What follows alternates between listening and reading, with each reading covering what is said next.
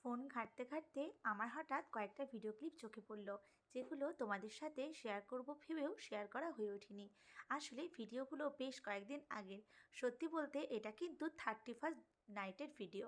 তো অনেক দিন হয়ে গেছে যেহেতু, তাই তোমাদের সাথে শেয়ার করব কি না ভাবছিলাম। তারপর মনে করলাম যখন এখানে একটা রেসিপি শেয়ার করা আছে, তাহলে তোমাদের সাথে পুরো ভিডিওটাই শেয়ার করি। তো সেদিন আমরা রাত্রেবেলায় দুজন মিলে ড্রাই চিলি চিকেন আর পরোটা বানিয়েছিলাম। তো কিভাবে ড্রাই চিলি চিকেন বানায় আমার হাজব্যান্ড, সেটাই তোমাদের সাথে শেয়ার করছি। ড্রাই চিলি চিকেন বানানোর জন্য যা যা প্রয়োজনীয় উপকরণ ও সবটাই গুছিয়ে রেখেছে নিজে হাতে। আর আমি সময় করে ময়দাটা মেখে রেখেছি।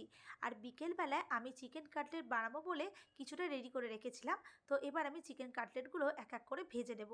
তো এই দেখো, তোমাদের সাথে কথা বলতে বলতে আমার কিন্তু চিকেন পকোড়াগুলো ভেজে নেওয়া হয়ে গেছে।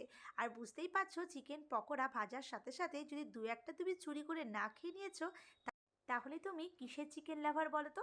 যাই হোক, চলো এবার তোমাদের সাথে আমি পুরো রান্নাটা শেয়ার করি। তো চিকেন পকোড়া ভাজার তেলটাই আমি একটা বড় কড়ার মধ্যে নিয়ে নিয়েছি, তোমরা চাইলে এমনি সাদা তেলে ব্যবহার করতে পারো। এরপর আমি পেঁয়াজের যে পেটালসগুলো সেগুলো দিলাম।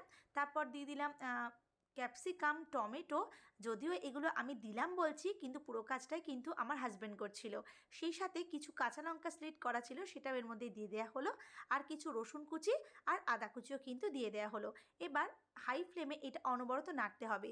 যদি এটা লো ফ্লেমে নাড়া যায় তাহলে কিন্তু এগুলো ক্রাঞ্চি ভাবটা নষ্ট হয়ে যাবে। সেজন্য অবশ্যই মনে করে কিন্তু হাই ফ্লেমে কাজগুলো করতে হবে। হাই ফ্লেমে কয়েক মিনিট এটা ফ্রাই করে নেওয়ার পর এর মধ্যে একে একে green chilli sauce, tomato ketchup, soya sauce আর সবশেষে দিয়ে দিচ্ছি ভিনিগার। তারপর সব কিছু আবারও খুব ভালোভাবে মিশিয়ে নিতে হবে। ওই যে একটু আগে তোমাদের সাথে বলছিলাম না, ওই যে চিকেন পকোড়া চুরি করে খাওয়ার ব্যাপারটা, সেটাও কিন্তু আমি করতে ছাড়িনি। তো যাই হোক, এবারের মধ্যে কর্নফ্লাওয়ার দেওয়া জল কিন্তু দিয়ে দিতে হবে। তবে পরিমাণে এটা বেশি দিলে চলবে না, কেননা এটা ড্রাই চিলি চিকেন। তো এবার চিকেন পকোড়াগুলো একে একে গ্রেভির মধ্যে দিয়ে ভালোভাবে হাই ফ্লেমে সব কিছু মিশিয়ে নিতে হবে। চিকেন কাটলেট ভাজতে গিয়ে আমি যে এখানে নুন দিয়েছে সেই ক্লিপটা বানাতেই ভুলে গেছি। যাই হোক, এটা কিন্তু তোমরা একটু অ্যাডজাস্ট করে নিও। আর সবশেষে দিয়ে দিতে হবে স্প্রিং অনিয়ন কুচি। এটা কিন্তু ড্রাই চিলি চিকেন বলো আর চিলি চিকেন বলো, এতে দিলে কিন্তু বেশ ভালো লাগে, তাই অবশ্যই এটা দেওয়ার চেষ্টা করবে। চিলি চিকেন তো রেডি হয়ে গেছে, এবার এটা সার্ভ করে নেওয়ার পালা।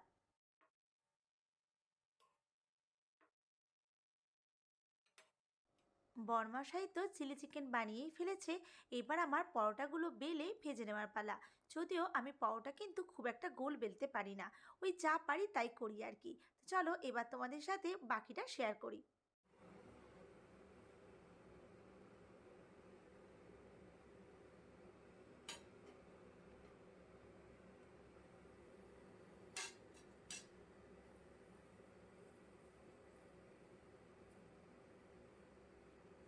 এটাই ছিল আমাদের 31st নাইটের ডিনার আইটেম। সেদিন ছিল চিকেন কাটলেট, পরোটা, আর ছিল ড্রাই চিলি চিকেন। আর সবশেষে ছিল দোকান থেকে কিনে আনা নলেন গুড়ের রসগোল্লা। তো তোমরা সেদিন কিভাবে কাটিয়েছিলে অবশ্যই কমেন্ট বক্সে শেয়ার করতে পারো।